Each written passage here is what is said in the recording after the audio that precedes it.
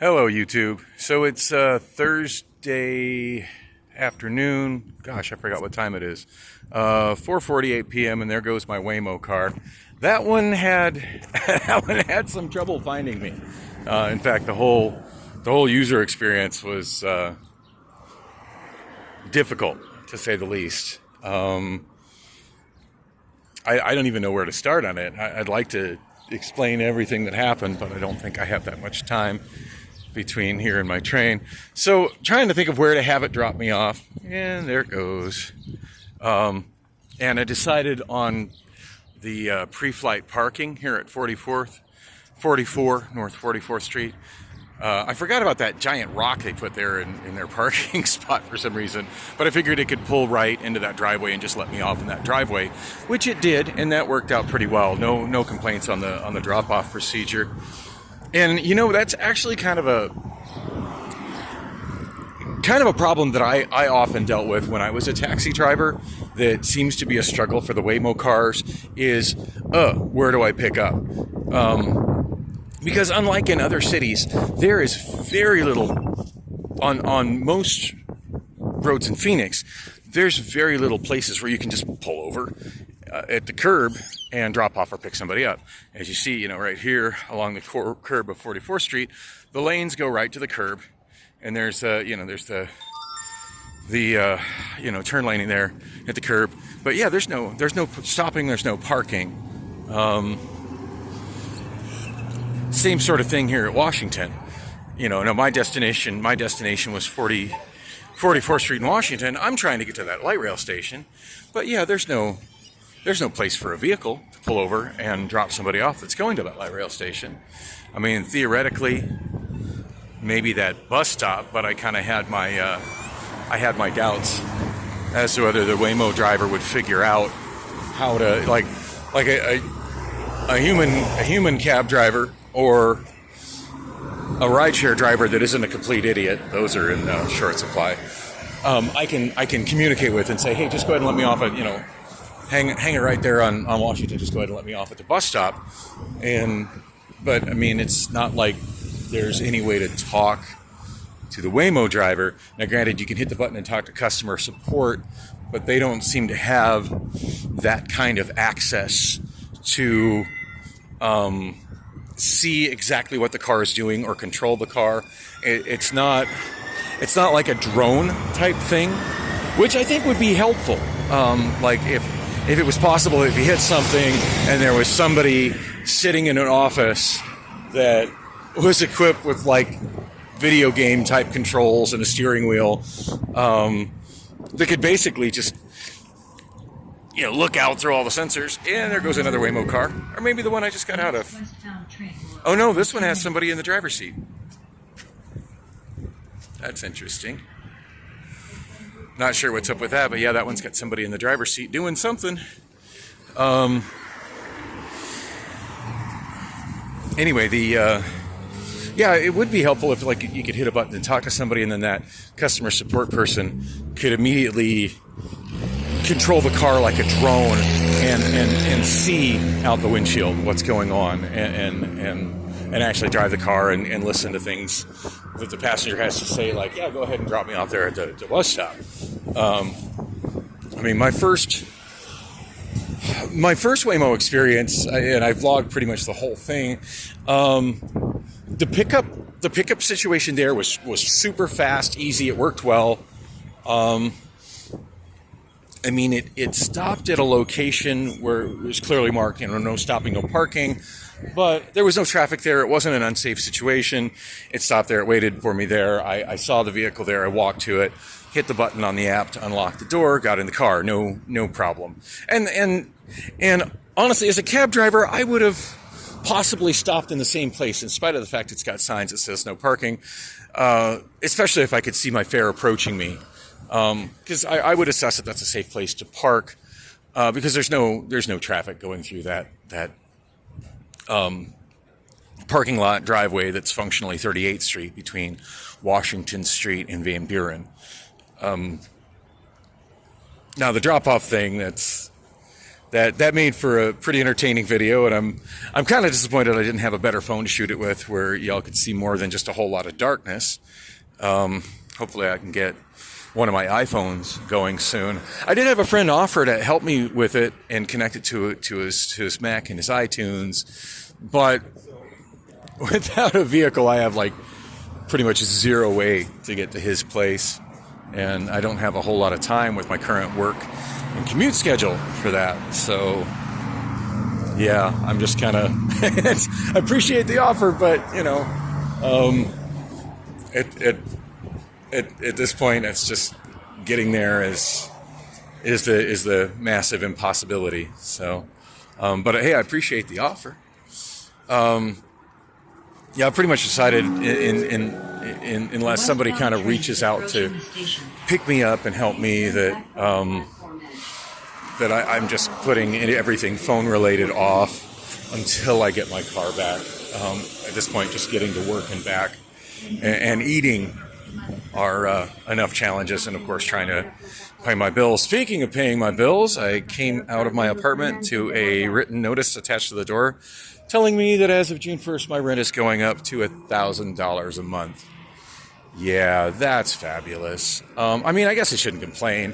As the note said, it's a lot less expensive than most other apartments in the area, and I'm well aware of that, especially for the size apartment I have and in the location. I mean, I do live at a pretty optimal location in spite of the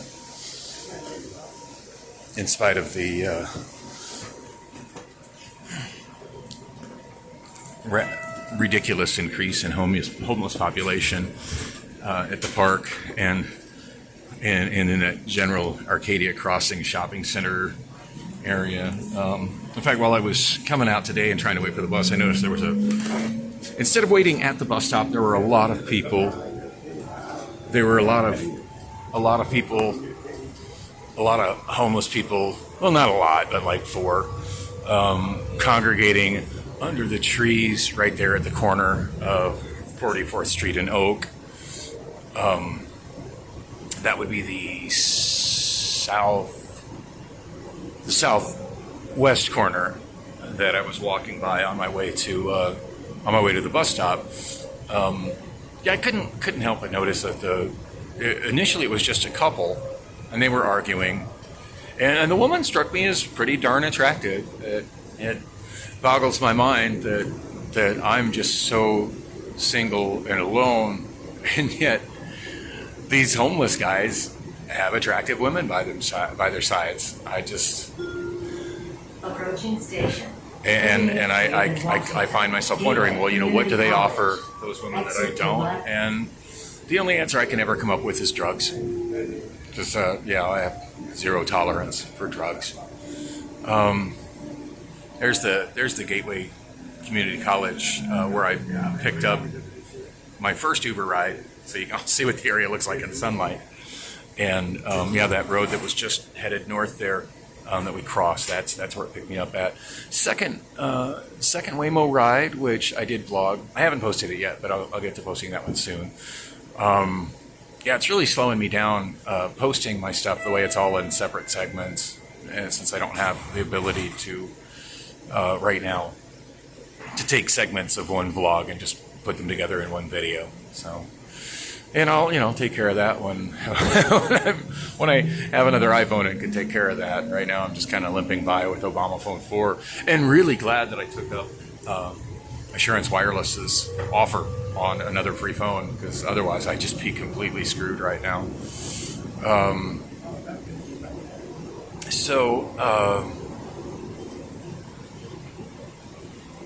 Oh my goodness. So yeah, the whole transit experience, I left really early. In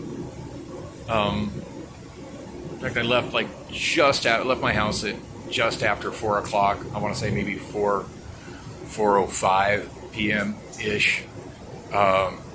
That's why I stopped. Saw the notice that my rent is going up. To be fair, it's only a $25 increase from $975 to $1,000 a month. So, you know, I'm sure I'll be able to make it. I mean, you know, $25, basically buy one less record album a month. Although at this point, I'm not buying a record album every month, but I don't know.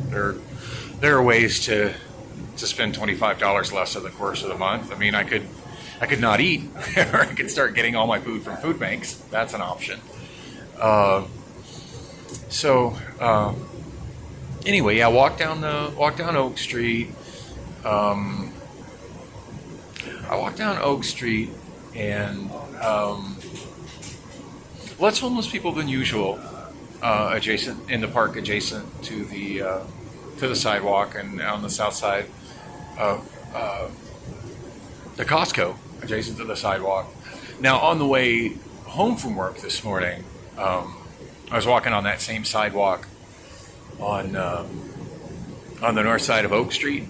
So I generally walk on the north side of Oak Street, since the bus stop that I get off on the 44 is, it lets off there across from the Salad and Go on the north side of Oak on 44th Street. So it just makes sense to just walk down that sidewalk. But right when I got to the same place, right by the southwest corner of the Costco building, there was just a group.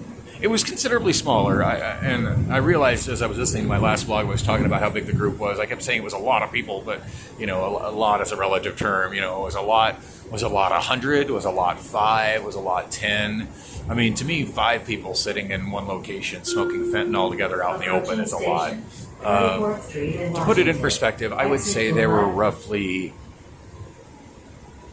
probably about 16 people there yesterday morning. Or actually, not yesterday morning, because yesterday morning I took the Thomas bus and went home with the Brazilian woman. I'm not home with her. I'd love to go home with her. But no, I mean, and she drove me to 20th Street and 20th Street and Thomas. Dropped me off there where I caught the Thomas bus. But the morning before that, I took the bus home.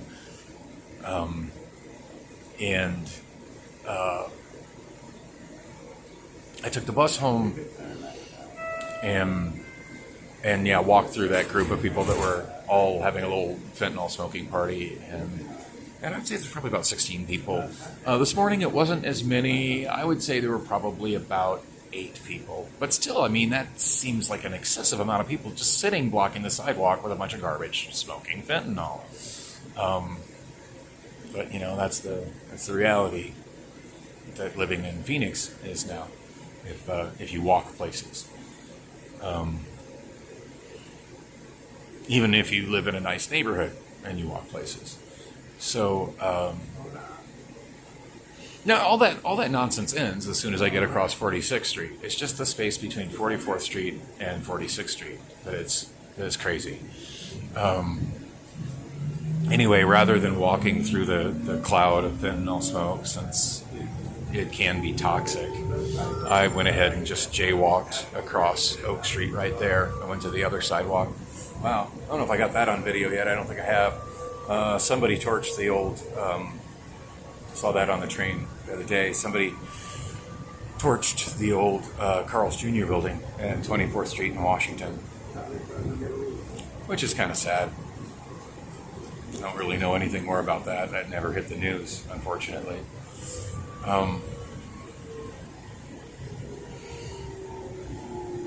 So yeah, this morning I didn't ride with the Brazilian woman. I did see her at work. I didn't really talk to her. I hope she doesn't think I'm avoiding her. I just, when I'm working, I'm completely focused on my work. And I mean, I occasionally talk to people, but I have to kind of directly interact with them in a capacity where I